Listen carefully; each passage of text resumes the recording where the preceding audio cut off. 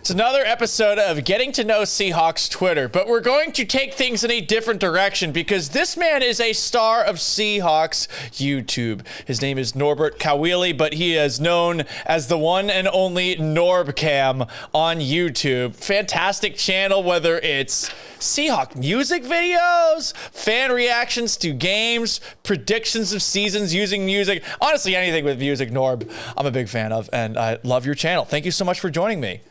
Hey, thank you so much for having me. This is going to be a blast. Appreciate it. I had a blast last time when you had me on your show last week, and I just started thinking about, with the Mariners opening the stadium up, who better to talk to than a 12 celebrity. And man, you know, watching some of those videos that you've posted, especially that reaction that you had to the Jermaine Kearse touchdown catch in the NFC Championship game.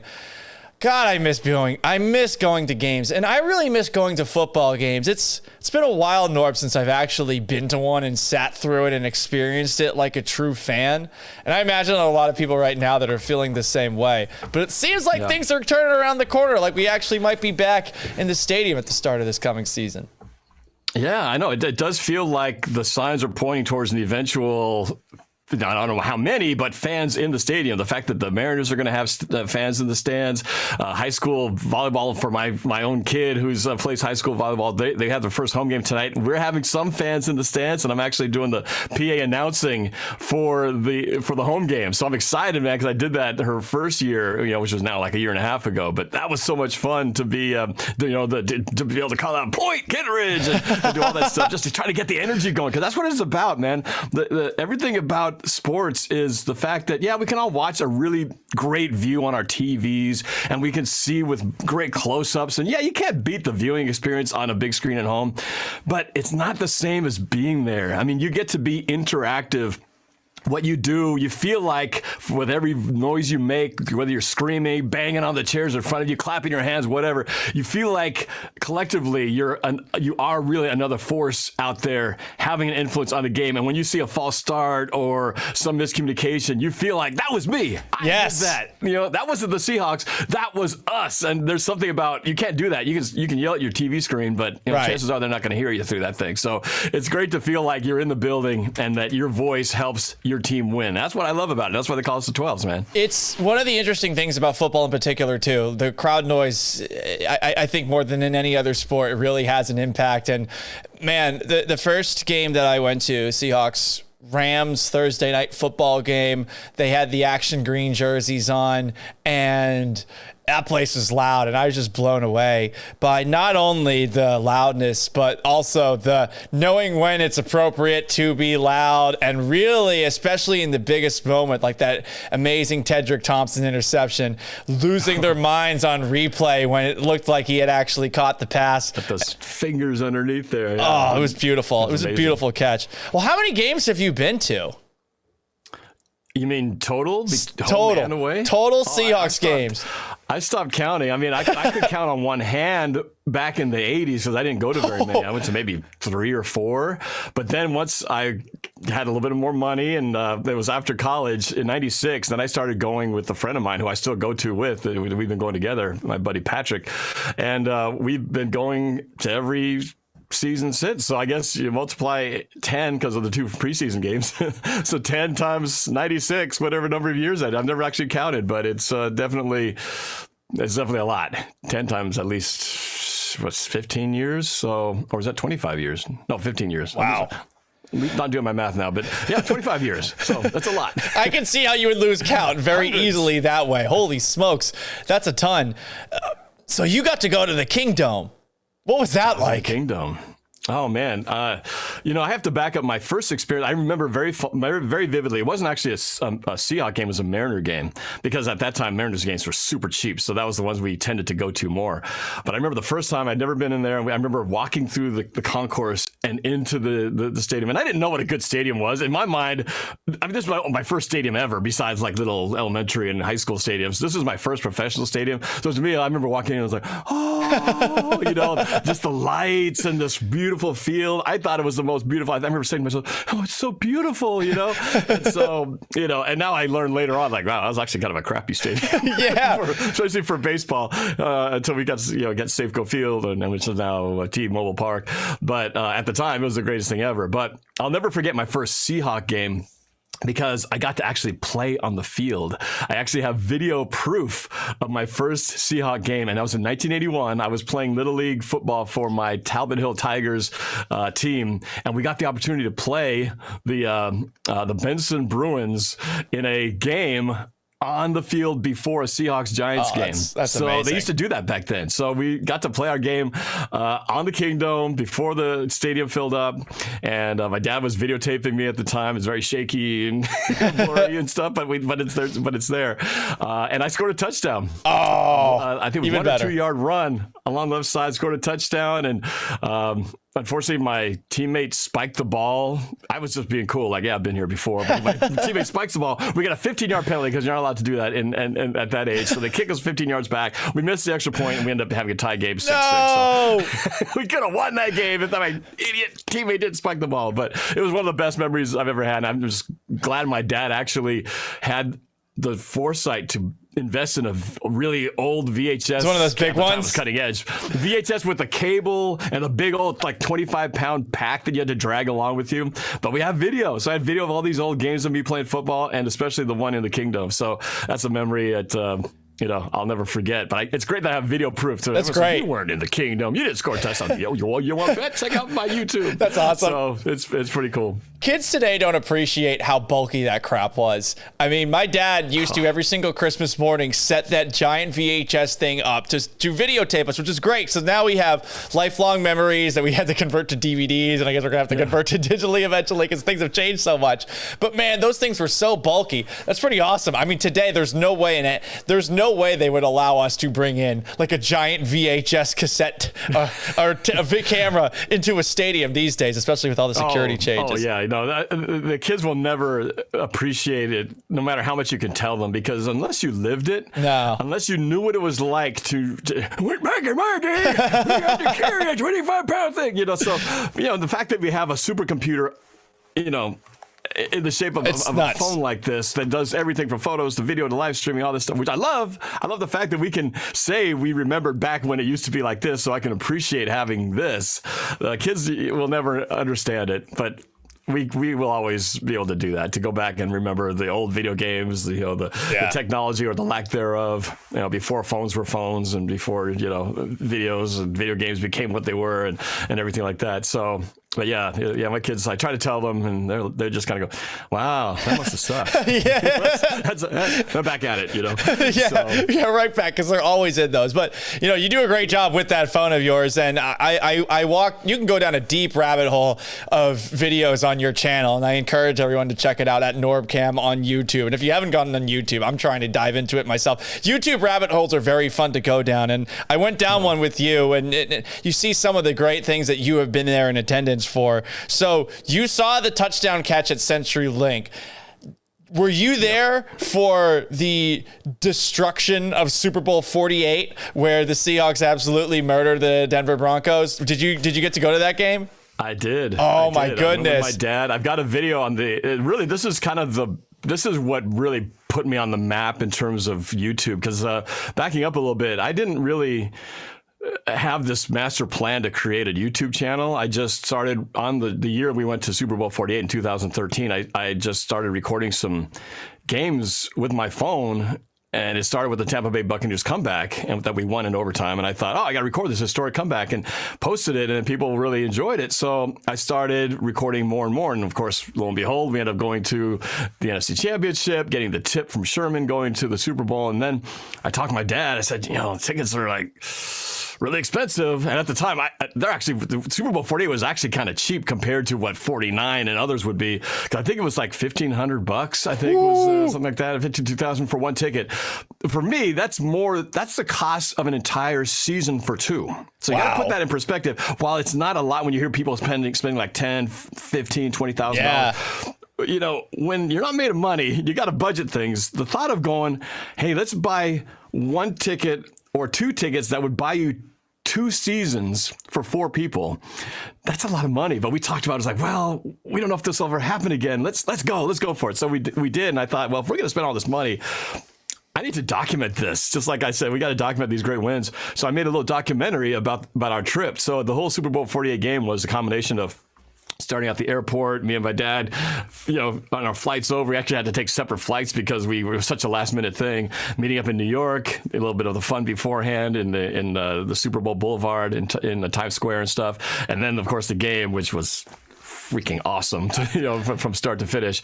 So yeah, I was there. I was there for every second of it, and it was fantastic. Greatest moment ever when you win your first Lombardi. So that's the best moment, because I can imagine too, like equally, the interception that Richard Sherman had, or Jermaine Kearse with the touchdown grab, and being able to watch that with all of your brethren nearby and to have that fan experience. It's a little different than at the Super Bowl where it's like half and half.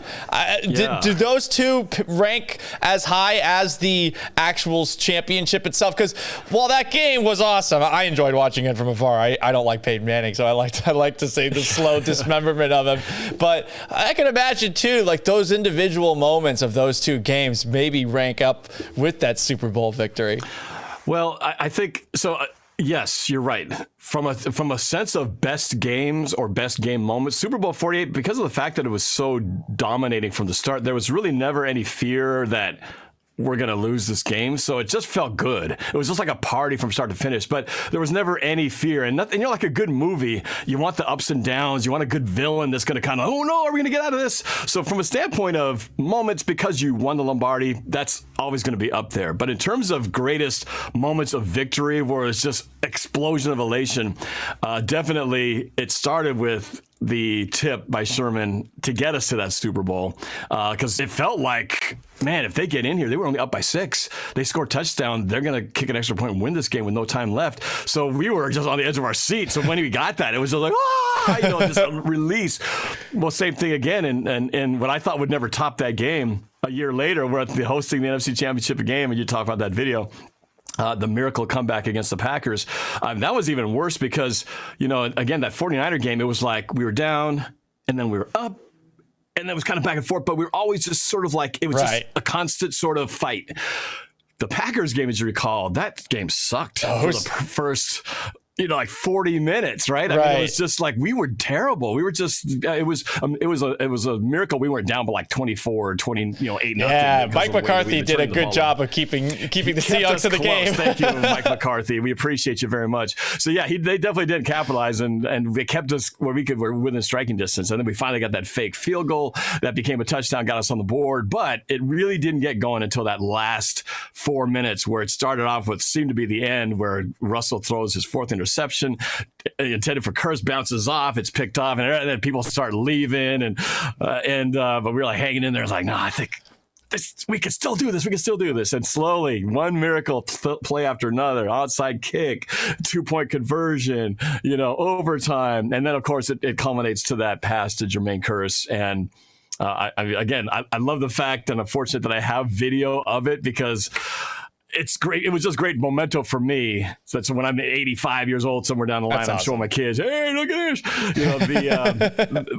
People are already enjoying it now. And a lot of people who couldn't be in there have told me, that you put me in the stadium. You made it feel like what it would have been like to be there. Different from watching the broadcast. When you're watching the broadcast, is one thing, but when you get to experience that feeling of being around, and get that raw reaction that we're all sharing communally. Like you said, it's different when even the Super Bowl 48, you're around a lot of other, sometimes, opponent fans or lukewarm fans. But in that, you're surrounded by all your people. So you're communally feeling like you're all going through the ups and downs. And when that up happened and he got that touchdown, man, it was the craziest, best moment ever, for sure. That was probably does stand on the top in terms of just feeling like you didn't think we could end up here, you know. Right. And when you get there, it makes it that much more worthwhile when you feel like you had to overcome all the adversity. I mean, who doesn't like a good miracle comeback, right? Those are the best kinds. Yes. So I don't think we'll ever have that kind of game again, knock on wood. Well, I don't know. Maybe I wouldn't mind seeing another Super Bowl, NFC Championship or a Super Bowl that ends on just a miracle kind of play. But to have all those things happen one after another, I don't know if we'll see that again. So, cherish it while we got it. We might, though. I mean, Pete teams have a flair for the dramatic. You can't win the game in the first or the second or the third. You can only win the game in the fourth quarter. That's true. I've got a question for you just about so you're going to a Seahawks game. It's a Sunday or it's a Thursday or it's a Monday. It's whatever day of the week. What's your process of getting up and getting ready for the game? So, because I've seen the war paint. I imagine too. You got to plan for traffic, where to drive in, where you're going to tailgate, things like that. So, how does the day start off? And walk me through what would be my best time possible doing the tailgating experience, watching a game, etc. Oh man, so it varies depending on the day and what's going on. But and of course I got kids, so I'm always having to juggle daddy responsibilities. Like, I gotta go, I got a game to go to. So, but usually it starts. My routine is I always try to come up first with a good face painting design. Okay, do something with face paint. That's another thing I miss. I haven't put face paint on in so long. So I always like to try to get something that some unique design that I'm research something up. So I come up with that. I do that first. Before I start getting all the rest of my gear on. So, do the face paint, and then I've got my got my 12 jersey. I got all these different beads and good luck charms, some that have been made by different fans or friends that I've kind of just kept in my collection. Like I have a friend of mine who, named Rome, he lives over in Tennessee.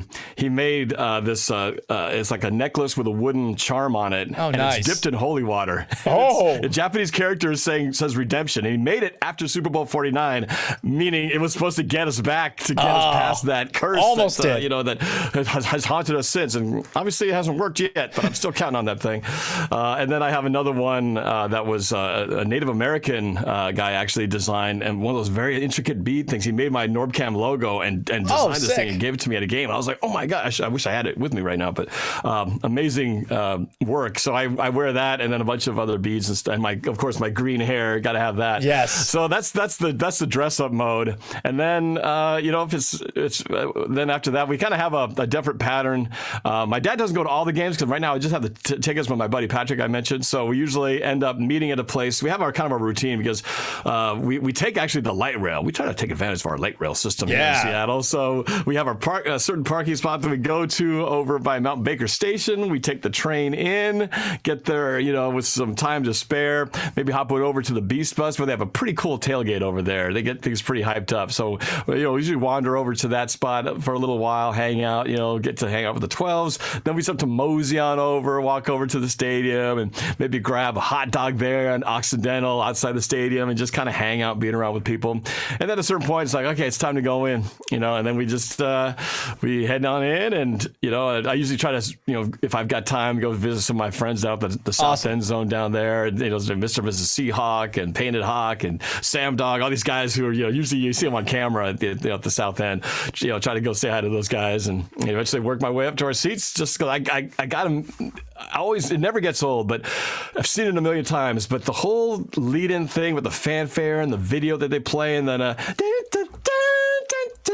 oh yeah, when they play that, man, I never liked it at first because I was like, what is this song? But it's something about it. It's just grown on you. So when you hear that little bit of strings, and they only play a little bit now, just to kind of tease you, and then they go to something else. But I love all that. I love all the fanfare. I love the music, the build-in, the little video that they make, and then of course the intro of the team as they come out the tunnel. I love all that, and then the 12 flag raiser.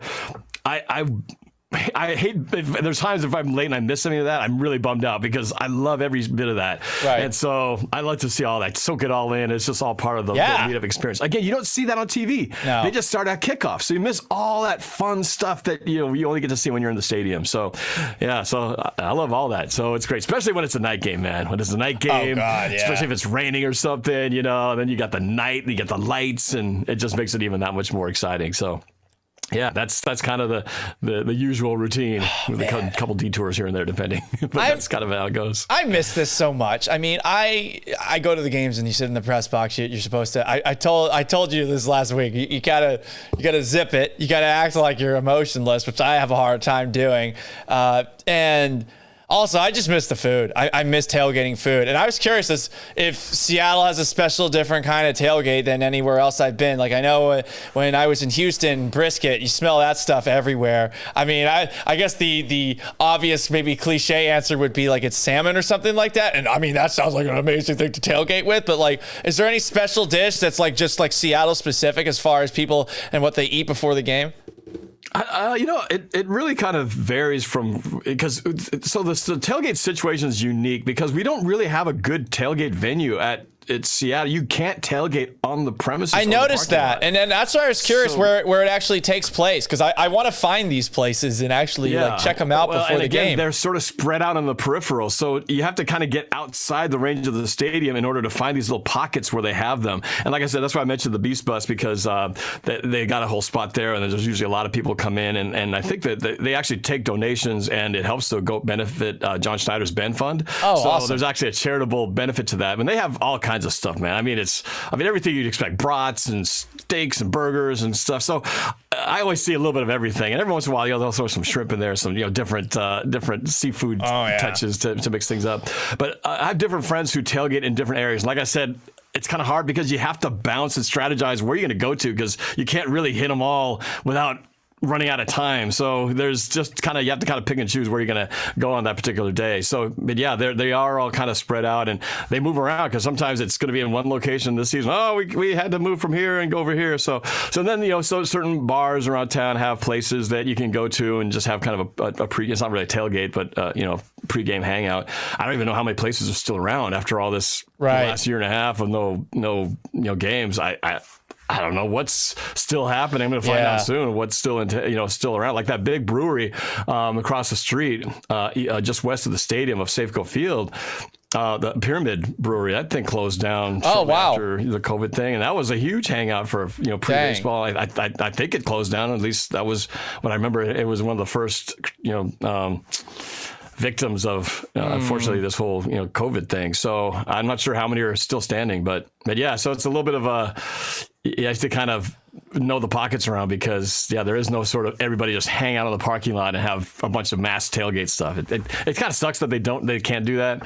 It just hasn't been that way. I get it though. It's it's in the middle of Pack City, but I also not a lot of real estate to do it. Right. So, I mean, if it's one thing if it's in the middle of nowhere in Massachusetts or which is where Foxborough is, or even in Houston, it's kind of out in the sticks. Well, not necessarily on the sticks, but it's out of the way of downtown a little bit. So yeah, those parking lots are massive, and everyone just smells like brisket everywhere. God. Now I'm getting hungry. So we talked about some of the dramatic moments in Seahawks history. The Seahawks clearly are no stranger to drama, and this offseason's been interesting, and seems like everything is cleaning itself up, especially this week. We're hearing from some national reporters. But Norb, how right now are you feeling, just as a fan, about the direction of the team and going into next year? I feel great. I feel really good, especially after Chris Carson. It was what a way to end the week last week, to hear that one of my favorite guys, who everybody told me, no, he's not coming back. No, he's saying goodbye to the Seahawks. He's even if they had the money there, he's not coming back. To hear that he was coming back, I really didn't see that coming, but I'm really excited because I love this guy. I felt like they underutilized him. They probably could have done better in the playoff game if they'd ran the ball more, because his yards per carry were actually more than even what's his name for the Rams was, who ran all over us. It's like he just needed more touches. But right. Anyway, that aside, it was one of those things that you'd think by now we fans would have figured out that this is just sort of how the Seahawks work, and people would just calm the F down, when things are going the way they do, because they do this every year, right? There's always speculation of trade of I think Russell's name came up 2 years ago when his contract was up. Oh, he's going to go to New York Giants, so there was that rumor. They got the deal done, everything was fine, and then of course when everybody's trading, spending big bucks on free agents, what's Seattle doing? You don't hear a peep, right? Game one goes by, nothing. And then maybe guys are going. It's like, oh man, we're not only not doing moves, we're losing. Shaq Griffin's gone. These guys are going to Jacksonville. And then slowly they start, oh, okay, all right, we brought back Puna Ford. Okay, all right, that's cool. I like that. It's like, oh, we got a lineman. Oh, there we go. And Gerald Everett tight end. Now we're talking. And then then we did get a cornerback after the Shaquille left, and then we got Witherspoon, which I don't know if that's a even trade, but we did get something.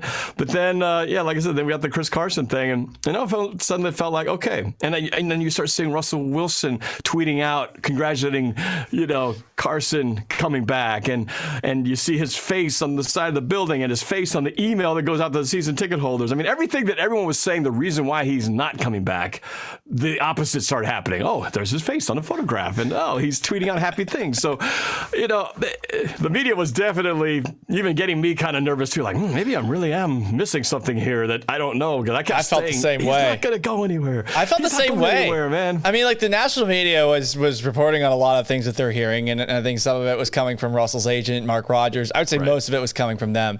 And the way that it was going, I was just like, man, this isn't as bad as I think as they're saying it is it? Because it feels like the differences are over, approaches.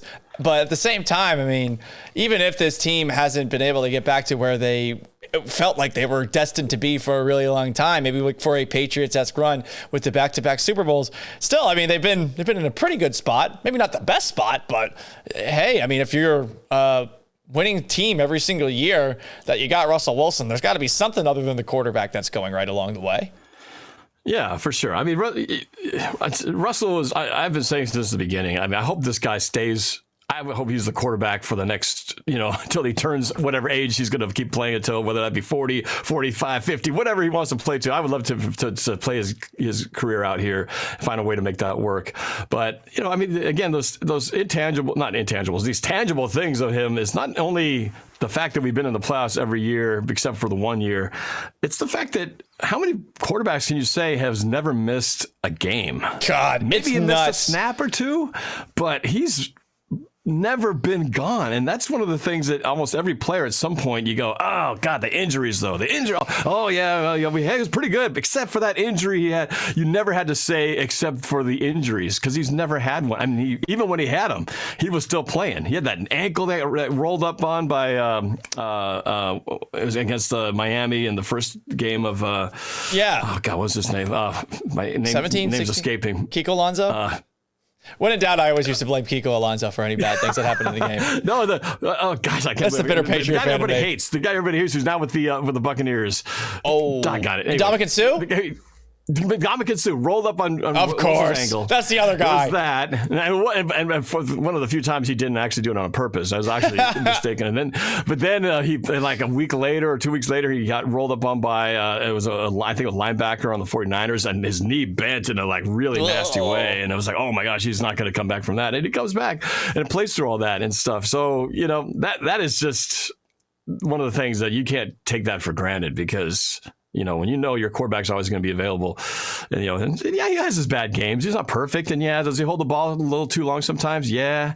Does he scramble the wrong way when his linemen are trying to give him a pocket, and maybe steps and rolls this way, and it's like, what are you supposed to do? I thought you were going to go this way, but all in all, would I trade him for anything else? No, man. I think this guy is, who's going to complain about being in the playoffs almost every single year? Yeah, would you like to win the Super Bowl every year like Tom Brady? Sure, but how many other teams have done that? I mean, he's the only one that has been able to pull off this kind of stretch. And so when you compare it to that, it's like, yeah, we only have one. He's got 7 or whatever, but we still have one. We've been to 2, and we're always in the mix. So that's a lot better than being good 1 year and then sucking for 4 years and then having a bunch of good draft picks. And, it's tricky every year. I mean, it's when you start winning, it's hard to appreciate winning the same way, no matter how much you appreciate winning. It's weird. And I feel like that's something that happens for any sports team that overnight goes from being an average team to being the best team. And that's what the Seahawks were, 12, 13, 14, 15. I mean, that run was really, really impressive. And then you hit this you think it's a lull. It's not even a lull. It's like you're just like every other team. There's 31 losers at the end of every NFL season, and you just have to try to take it with the most perspective you can. But it is a point now where, you mentioned you have a quarterback like this. I've expressed frustrations with the way that Russ has gone about things, but I'm 100% with you. Like, this guy, I would like him to be here as long as possible. Some of the off the field stuff, it's a little annoying, but when I watch that guy every single Sunday, I mean, he's truly special. He's one of the most fun quarterbacks that I've ever watched, and you're right about the durability thing. It's nuts. I mean, this is a guy who is getting sacked 40 plus times a year. He was 5'11", and yet somehow, maybe it's because he's a little thicker, he never gets hurt. It's crazy. Right. And it's great that he has had that durability, because it's helped keep the Seahawks in this spot for a long time. I have a question, and I feel like it's always interesting to hear who the unheralded, random, underappreciated favorite player that a fan might have, because I think it varies person to person. And I'm not even talking about like second tier Seahawks, because I feel like everyone knows Tyler Lockett's awesome right now, DK Metcalf, and there's some other guys I know along the way too that people maybe don't think about the same way as a quarterback. But of course, there's Walter Jones, there's Matt Hasselbeck, there's Sean Alexander from the way back days, the first Super Bowl, and then of course Marshawn Lynch. But who's your favorite over all of your years watching the Seahawks? Who is maybe your favorite unheralded Seahawk that you don't feel like gets talked about enough? Wow. Favorite unheralded. That's tough. I'd probably say one of my, he had moments of being heralded, but one of my favorite players, and when he, had to finally retire, was sad, because would that be Doug Baldwin? Doug Baldwin was, I thought, he definitely got some recognition, but part of his whole mentality was he always felt he was underappreciated, overlooked, right? I remember him being called pedestrian a lot, especially around the Super Bowl times. And, being up in Seattle and being that he's not one of those like dominant number one receivers, he's never a guy that you would really sort of, if you had a national list of receivers, where would Doug Baldwin fall on? At the best, if you're lucky, he's even in the top 10, right? Right. So maybe not even that much, he's probably, because he's always been that kind of slot receiver guy. And, so he's just not a guy that you ever hold up there. But I always felt like he was, especially with Russell Wilson, he was a guy who just was so reliable, so clutch, and had so many moments that were key to those different playoff games that we ended up winning and, getting to the Super Bowl and just, one of those guys that I think also just when paired with Wilson was such a good team. And there's a moment when in that ice game against the Vikings in the 2015 playoff wild card game. And I remember, I think we were still behind at that point, but Baldwin takes Wilson and he's on a mic'd up thing. And he talks to him and he goes, "You are a leader. We will follow you. You lead us from the dark," something like that. And he just is like in his grill telling us, "You lead us and we will follow you." And it's great because he's a leader, but he's telling Russell to lead. Right. Like, we will follow you. Just take us there. And I love that. And I think that's the kind of thing where you need those kind of guys on your team. And I don't know if Russell has that kind of guy right now.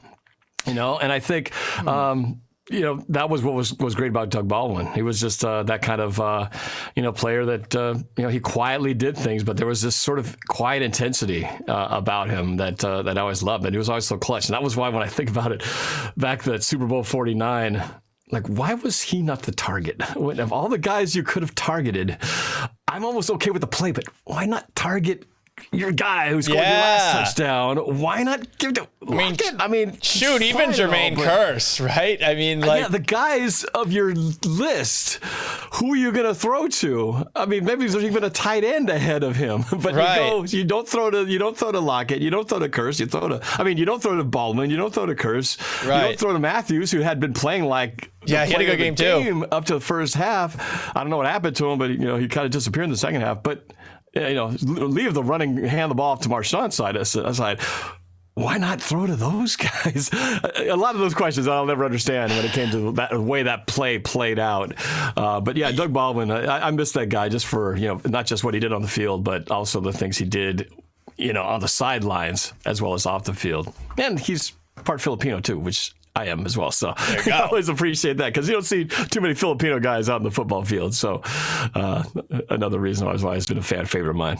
That's That's actually the best alternative take on the play that shall not be named I've ever heard.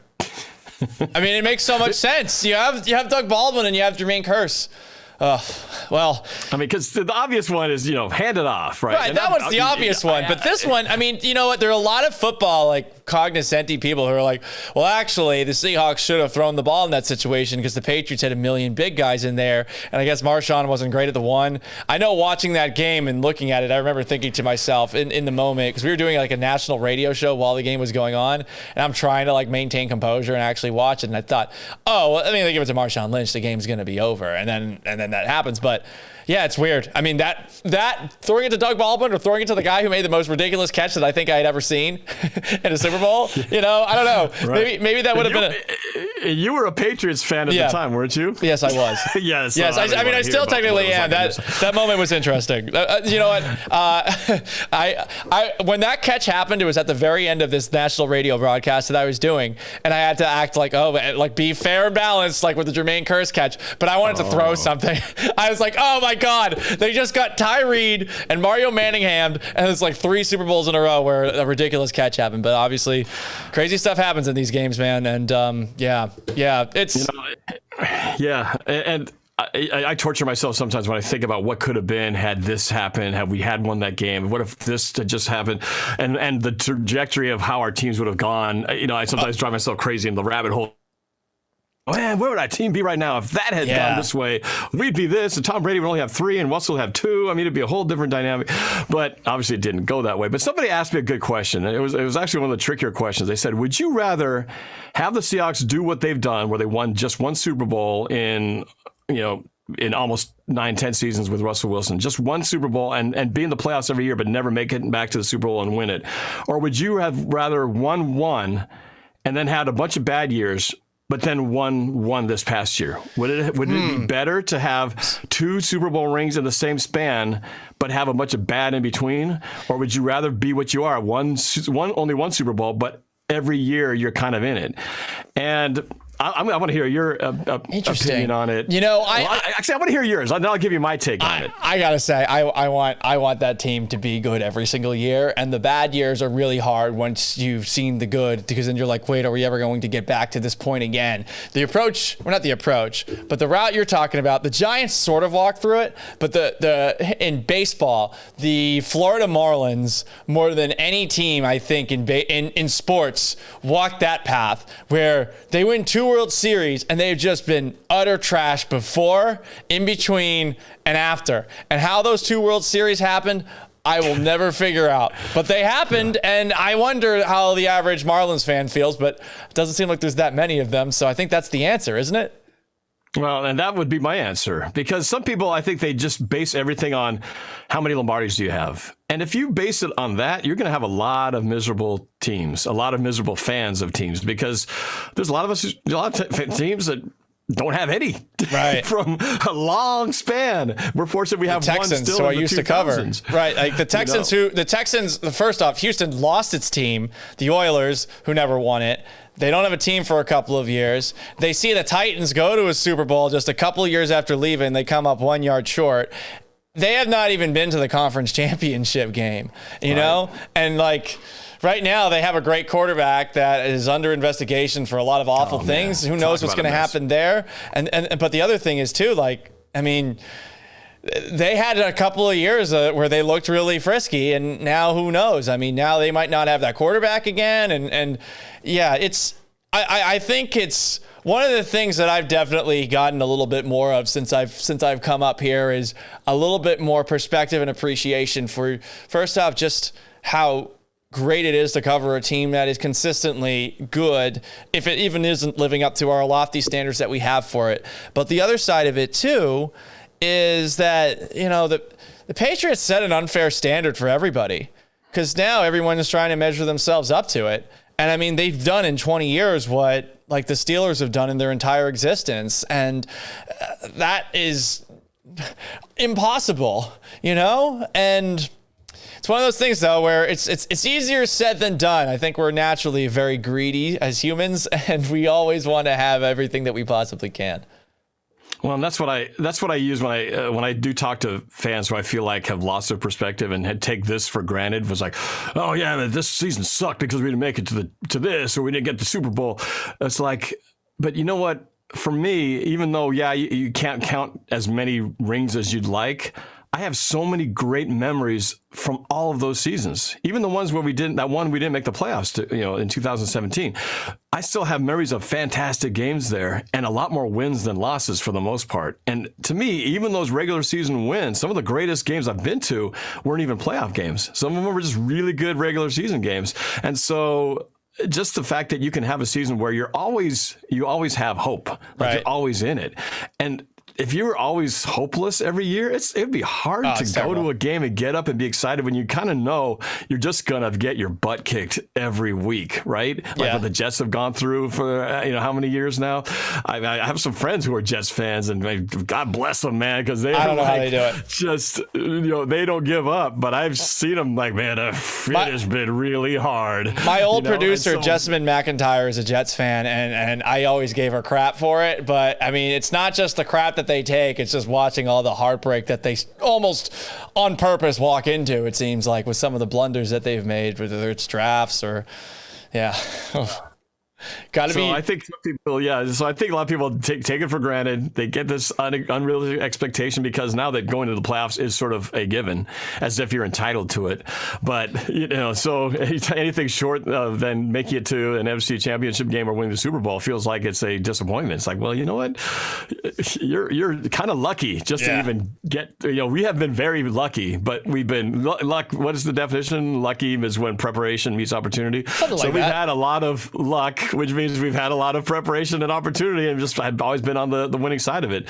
So, they're doing something right. But for me as a fan, I've enjoyed this ride because I was there watching this team when they weren't very good and when it was a pretty hopeless situation. A lot of bad football in the 90s, a lot of bad football when they first started in the 70s, and in the 80s, sparse moments of success, but a lot of parts where it was just like, man, we're gonna get killed. And you don't feel like you're getting the Seahawks now. You don't feel like you're ever gonna go in a game and feel like, oh, we're just gonna get killed. It's more like we just need to make sure we play our best game so we can win this one. So it's a good feeling to feel like at least you're always in it. You've always got hope, and there is always that chance. So, and I don't feel any different this year. Norb, I got one last question before we go. This has been fun. I like going down memory lane and just talking about past fan experiences. It's the challenge for you, and I've given this to every single person that's been on this. Normally, it's been describe Seahawks Twitter in one word, but since this is a different route that we're going, describe Seahawks fans in just one word. I know, it's hard. I'd probably say crazy. That's simple, easy, but self-explanatory, and a very good answer. Because crazy can mean a lot of things. You could be good crazy, you could be stupid crazy, and you could be really bad crazy. And I think, but you care. You can't be crazy unless you care. And this fan base is wholly invested in their team. And so we're crazy about our team. We're crazy. We lose our minds when things seem to be going bad. We're crazy excited when it goes good. And we crazy lose our mind when they aren't doing anything. I think we just need to have something going. Otherwise, we just sort of lose our minds. And I think it's also a byproduct of the fact that we don't have a basketball team here. I know. But soon we'll have Bring it back. Team. But yeah. And of course, our baseball team, when we can start being, I feel, again, talk about that hopeless feeling. If we get to a point where the baseball team is back to where it kind of has that sort of feeling, we know what good baseball feels like when we've had a taste of that. But I think it's because of the fact that we're sort of a one. I don't want to take away from the Seattle Storm, but as far as and of course soccer, I just Storm or Dreadnought, right? Yeah, and the Sounders too. Being that, I feel like for me, it's all football right now. And I'm not a hockey fan, so I'm not like I'm going to be super excited about hockey. I will try to get into it. But because of that, I feel like it's just football all the time. And so I do got to get crazy with the fact that everything is focused on what are the Seahawks doing right now, what are they doing tomorrow, what will they be doing, and what's going to look like next year, even when the season just ended. So I'm a little bit crazy like that too, but that's probably the best way I can describe them. Perfect way. The 12s. Perfect way to describe the 12s. And this is the chief of the 12s, Norbert Kawili. Dude, this was so much fun. We got to do it again at NorbCam on YouTube. Do YouTube, people. It's not just on Twitter. YouTube's much more positive than this terrible place. Oh, they get pretty bad. They get pretty nasty on YouTube too. But shoot, I won't look at the comments. At least they care. If they comment, they care. That's true. One way or the other. So it's all good. Thanks, Norb. This was a blast. Hey, let's do it again, man. I had a great time. Thank you.